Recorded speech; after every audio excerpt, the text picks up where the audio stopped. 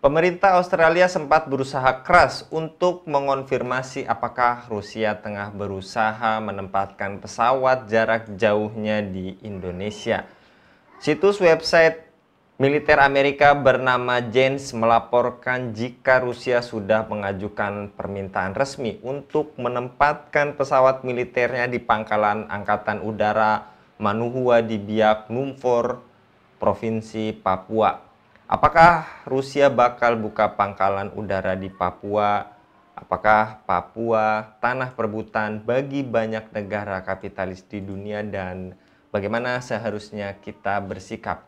Untuk pembahasnya kami terhubung dengan pengamat politik Dr. Rian. Kita sapa terlebih dahulu. Assalamualaikum warahmatullahi wabarakatuh, Pak Dokter. Waalaikumsalam warahmatullahi wabarakatuh. Mas Andi. Lagi-lagi Pak Dokter, sebelum edisi kita kali ini beberapa kesempatan pun membahas tentang adanya isu gerakan Papua Merdeka, bahkan yang terakhir di sidang PBB itu ada Free Hmm, Papua, Free Maluku, bahkan ada Free Aceh gitu, Pak ya, Dokter. Dan kali ini ada negara lain pun yang bakal menempatkan lokasi strategisnya, dan kali ini Rusia dikabarkan ingin menempatkan pesawat militernya di Pulau Papua Biak. Menurut Anda bagaimana Pak Dokter isu ini? ya, Bismillahirrahmanirrahim. Assalamualaikum warahmatullahi wabarakatuh.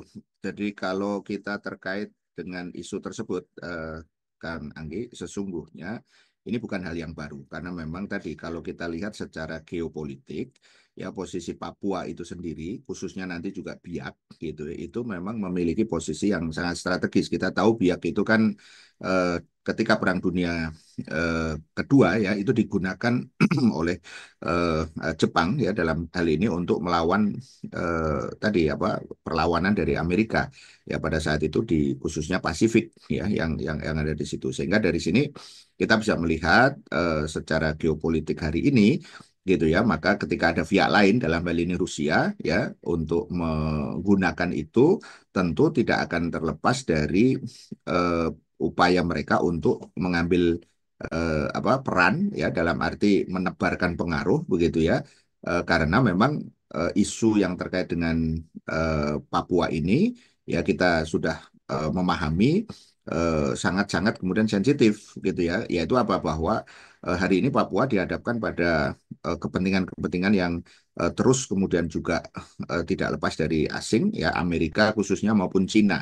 Kita ambil misalnya bagaimana kemudian gerakan-gerakan separatis itu terus menebarkan tadi propaganda-propaganda mereka dan itu sebenarnya pihak-pihak asing tidak mungkin kemudian dilepaskan baik Amerika maupun melalui proksinya misalnya Australia misalnya kemudian atau sebaliknya juga Cina.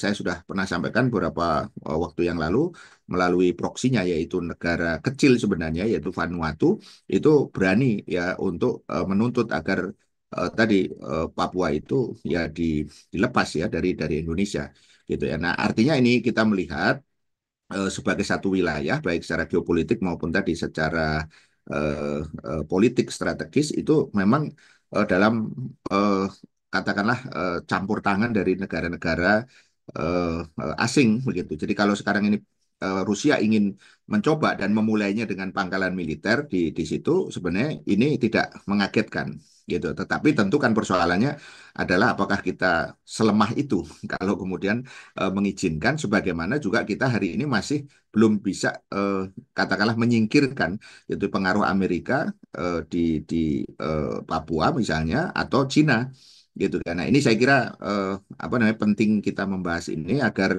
jangan sampai nanti Indonesia ini terus menjadi objek kepentingan daripada negara-negara asing manapun ya termasuk Rusia. Itu saya kira Mas Agi. Lantas, apakah memang Biak berguna bagi Rusia ataupun negara lain untuk menghadapi basis-basis militer Amerika di wilayah Pasifik dan Hindia, Bung? Ya, jelas itu kan terrefleksikan juga misalnya dalam konteks perang Rusia-Ukraina sekarang. Orang menyebutkan bahwa perang Rusia-Ukraina itu bukan perang Rusia melawan Ukraina, tapi perang antara Rusia melawan Amerika. Karena eh, pengaruh Amerika atau dukungan Amerika terhadap Ukraina yang itu juga pada titik tertentu tidak bisa kemudian lepaskan dari pengaruh Amerika yang begitu besar ya di Eropa, sehingga negara-negara Eropa pun juga tidak bisa berbuat apa-apa kan untuk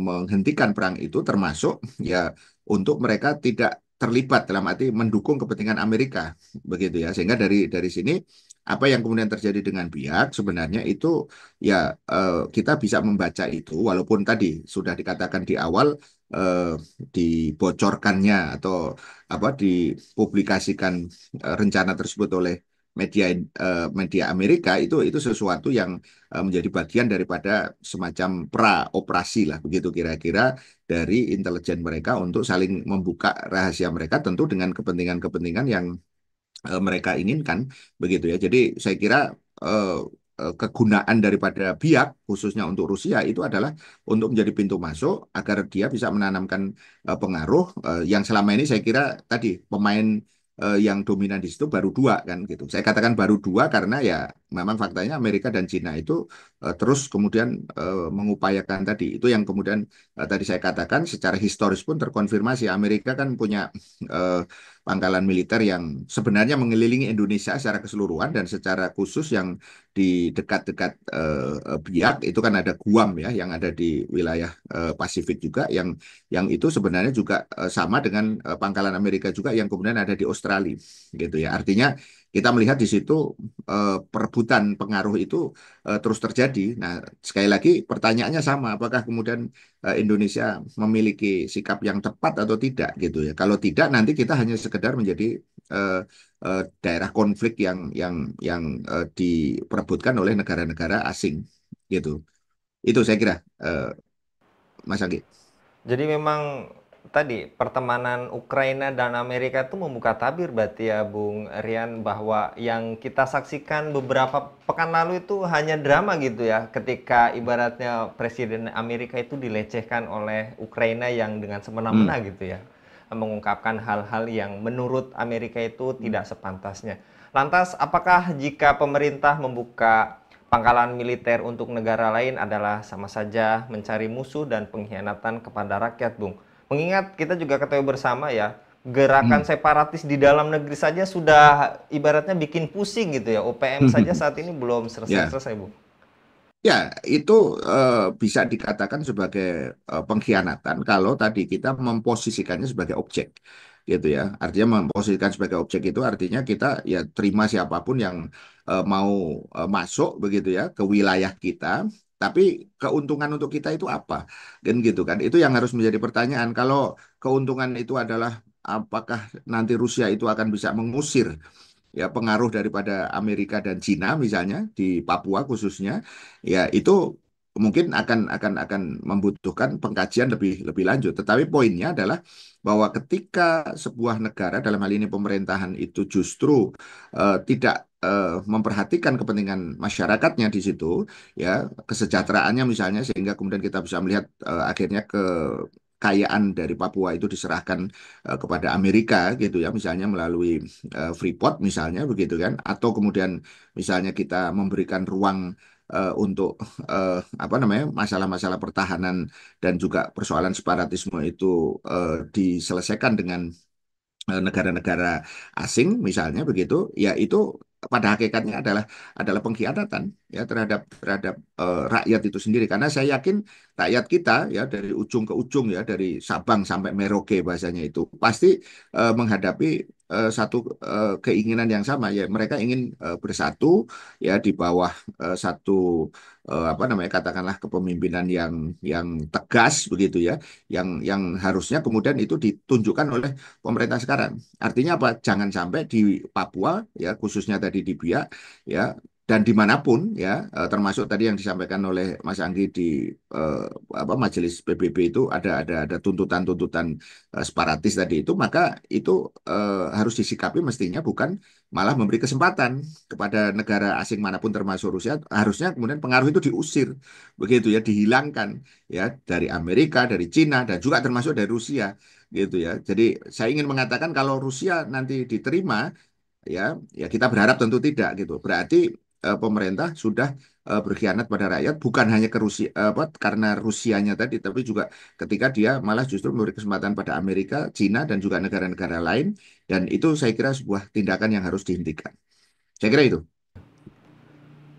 Jadi Papua seakan menjadi tanah perebutan dari berbagai negara di dunia, dari Amerika, Portugis, Inggris, Jepang, Cina, Belanda, dan beberapa negara lainnya gitu ya Bung Rian. Ya, Bahkan di atas hasil kekayaan alam yang begitu berlimpah, masyarakat Papua bisa kita saksikan sendiri hidup dalam kemiskinan. Menurut Anda, Bung Rian, sampai kapan solusi seperti ini? Karena banyak juga komentar dari netizen yang ibaratnya jenuh dengan ini dan ingin ya.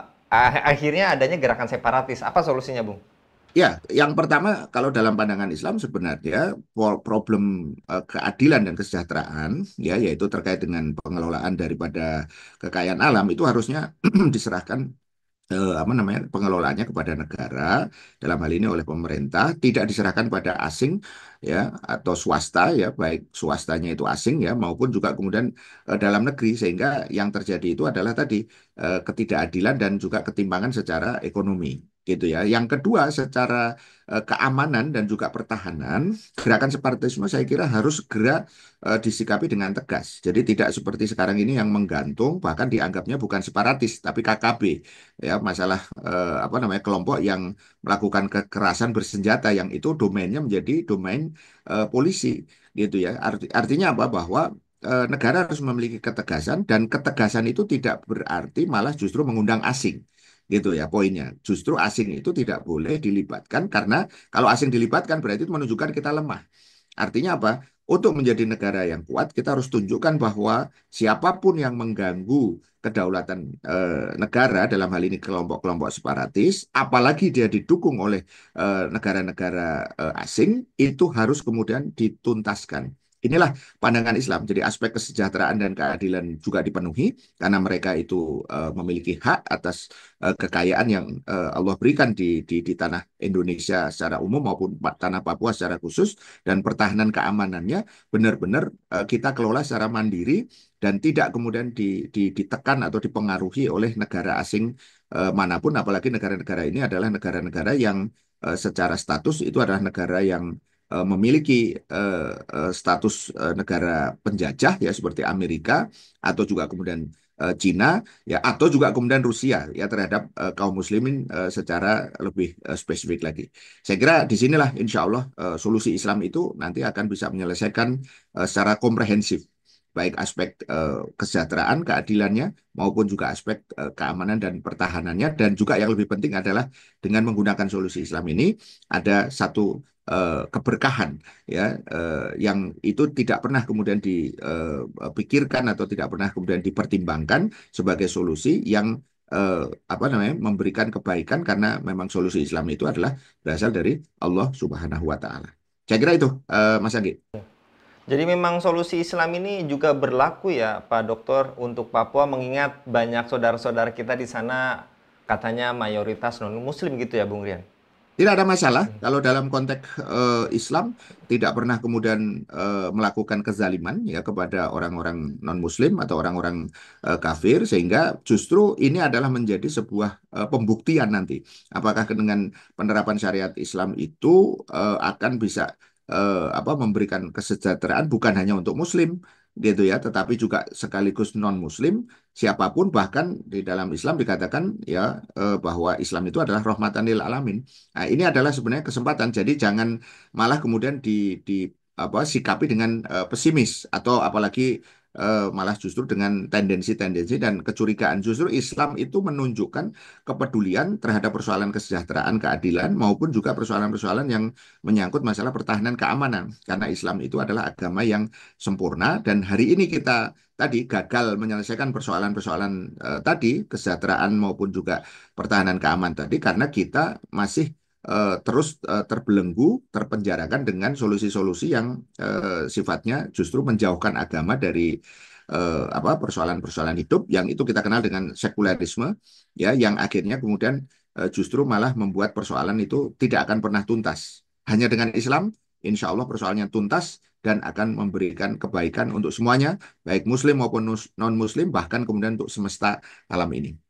Itu saya kira, Ya. Kang Baik, Ali. jasa kalau Bung Rian untuk pemaparannya ini menjadi angin segar bahwa tadi Islam itu berlaku universal baik bagi pemeluk Islam ataupun yang tadi yang disampaikan Pak Dr. Rian ataupun non muslim, dan tadi agar tercipta baldatun thayyibatun di bumi Islam, di bumi Allah ini yang tercipta untuk selanjutnya menjadi rahmatan lil alamin. Jazakallah sekali lagi Dr. Rian untuk paparannya pada Ya, kabar petang kali ini.